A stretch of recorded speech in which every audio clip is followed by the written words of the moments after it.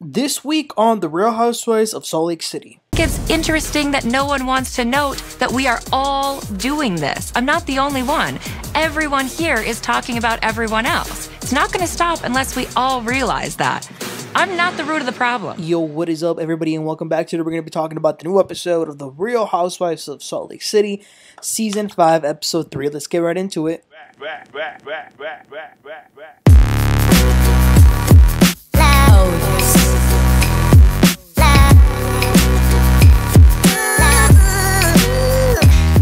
Alright, so the episode begins with the ladies getting ready because they're heading to a girls' trip to Milwaukee organized by Whitney. Last year, they also went on a trip planned by Whitney around this third-ish episode because she's friends with someone named Trixie who owns a lot of cool places. So they're all packing, they're all going. They're going to go on a private jet, except Mary. She wants to fly separately, which I don't know why. I'd much rather be on a private jet, no? Someone who I like is Angie K. And we get to see her packing. And one of the things that I like about Angie is that she's always going to remind you where she came from. She might have been born in the U.S., but she is Greek, okay? And she's very proud of that, which I like. So she's packing a bunch of Greek merch, like the flag and t-shirts and sunglasses, all decorated with the Greek flag. Angie has some tea, though. So she shares with her husband that, remember Heather's friend, Brittany? She has a weird situationship with a man named Jared Osman, as we have, heard about these past two episodes. Well, Salt Lake City must be a small town because Angie has a good friend that recently has been getting flirty DMs from this Jared Osman guy. So she's going to have to bring this up to Brittany, she feels like. They arrive at the airport very early in the morning, and Bronwyn got there angry. I thought maybe she's not a morning person and that's why she's a little mad, but she must have had a delayed reaction because she is very mad at the way Lisa and Heather behaved towards her when they all had that little argument in last week's episode.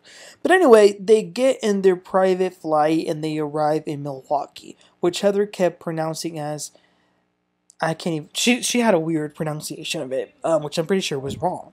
But this is interesting. Mary's dad is from Milwaukee, and she shares that he lived there at the time of when the whole Jeffrey Dahmer case went down. That's crazy. So they arrived at an amazing hotel guest house.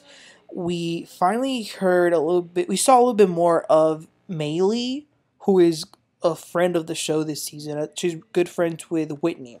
So they're all eating a little bit, and Lisa is asked about her son Jack, and she starts to cry because not only does she miss him, because he's on a mission in Colombia, but he recently had some health problems, so that sucks. I felt bad. Whitney says that they're going to be going to a basketball game later tonight, but they're all, for the earlier part of the day, they're going to, she found a museum near there that is a bobblehead museum. That's interesting. Obviously, it's funny because Mary called her, Whitney, a bobblehead last season, and then Heather says that she found a very cool casino, which they can go gamble and have some fun. So they're gonna split into those two groups. Then they go each of them go to their rooms to kind of get ready and just relax a little bit or whatever. Angie goes to Bronwyn's room, and again, Bronwyn is mad at Heather for screaming at her, but mostly mad at Lisa for not defending her because she's supposed to be her friend. And she says that not only that, she says, if they want to point things at me, and then everyone should know that Lisa was the one talking a lot of crap about Maylee. Lisa had said that Maylee was going to get banned from a high-end store because she kept returning things too much. And that's crazy. But then Whitney goes to Heather's room, and Whitney tells Heather that Meredith has been making things very awkward and not being friendly at all. She's been very cold. Heather says that she also feels tension coming from Bronwyn, But she's still standing on the fact that Bronwyn was talking out of both sides of her mouth, which, to be fair, I do understand Heather's perspective. Bronwyn did say that Whitney was being over the top and dramatic, and then when she got with Whitney, she was saying, oh, well, I guess, all your reasons are valid. So I understand how Heather could see that as someone speaking out of both sides of their mouth. But then again, it wasn't really that serious. So then, like I said, the group split up into two. One goes to the casino, which is Heather, Angie, Lisa, Brittany, and Meredith. They go to the casino, they gamble, they had a lot of fun. And then Whitney, Mary, Bronwyn, and Maylee go to the Bobblehead Museum. They had so many bobbleheads of like different movie characters, famous people, TV characters, athletes, politicians. Honestly, I would have much rather have gone to that museum because I actually do like collecting bobbleheads and like Funko Pops and things like that. So it looked really interesting. But going back to the casino. So as they're playing and doing all that, Heather tells Meredith, Whitney came to my room earlier today telling me that you were being very cold. Because also Whitney had told Meredith to bring caviar as like a funny way to sort of give her an olive branch. But Meredith is not finding the humor at all. And she actually tells Heather that she's been hearing some rumors that Whitney gets her designs from Alibaba and then sells them 10 times the price on her website. Meredith says, if that were me, Whitney would be bringing that up like constantly, and she would be all over me. And then you guys, they actually showed the producers or the editors, they actually showed screenshots of some of these jewelry pieces, and oh my gosh, it's true. Not only is it the exact same product, it's the exact same picture that's in Alibaba which is on Whitney's website. That is so embarrassing. Alibaba is similar to AliExpress. They're these Chinese companies that sell extremely cheap and low quality products, especially in bulk. Oh my god. And Heather is so messy. She tells Meredith, well, maybe you should bring it up and bring it to her on an angle of you trying to give her advice. I was like, Heather, okay. So after that, they all get back together to go to the Bucks game. They sat courtside and watched them warm up, and they took some pictures. Then they go to their private suite. You guys, in the middle of the game, Brittany is FaceTiming her boyfriend, Jared. This girl is crazy.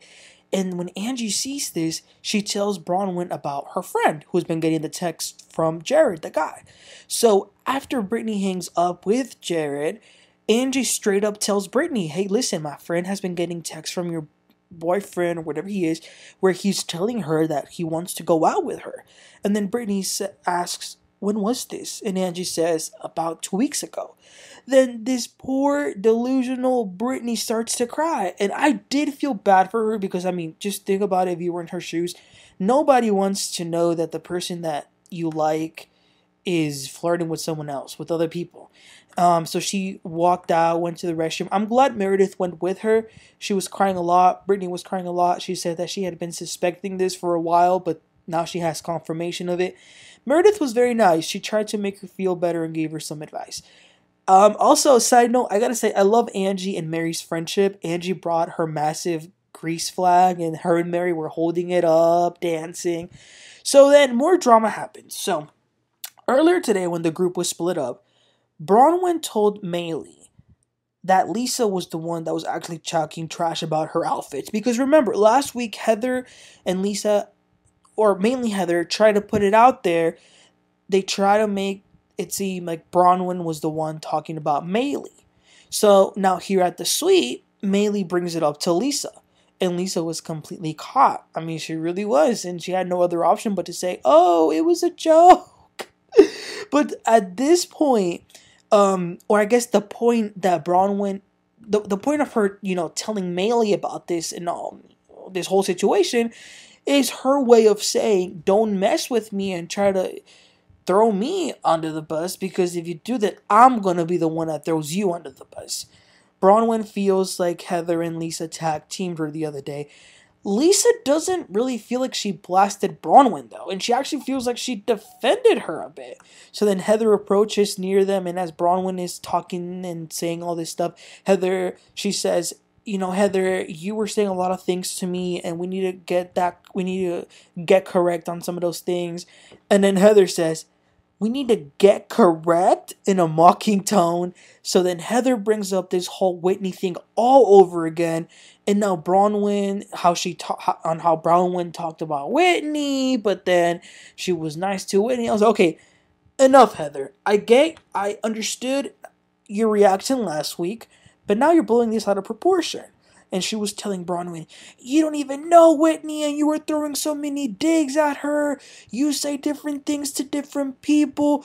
But Bronwyn, y'all, she was activated this week and says, you want to defend Whitney so much, but you and Lisa were the ones who said that Whitney uses her trauma whenever she wants to manipulate people. And that's how the episode ends, with Bronwyn calling them out on their hypocrisy. Wow, that was crazy. This is a crazy episode. So I gotta say a few things. This episode really made me look at Bronwyn in a much very different way, in a much positive way. Because I feel like last week when Heather was going off on her, I think she was taken aback, because if you remember, she didn't really say nothing. She kind of went mute. And I feel like it was a lot, but I feel like now on this episode, she woke up and it's like, no, wait a minute. I'm not going to let y'all, railroad me like this. I'm going to take control. And I like that. And I like the fact that I still agree that she was talking out of both sides of her mouth, but I don't think it was malicious. And I like the way that she called out Lisa and Heather for their hypocrisy. That was really refreshing to see. And then it looks like next week, Angie's going to get into it with Lisa. So yeah, listen, you guys, I'm excited for this season. I know it's only episode 3, but I'm looking forward to see what else happens with this new group. We are now kind of getting used to these new girls, Bronwyn for sure, Brittany, Maylee. So it's going to be an interesting season. But anyway, you guys, let me know your thoughts on this episode, on Bronwyn. What did you think about her exposing Lisa and all this stuff? Please let me know. Don't forget to like and subscribe, and I'll catch you on next time. You'll have a great one. Bye.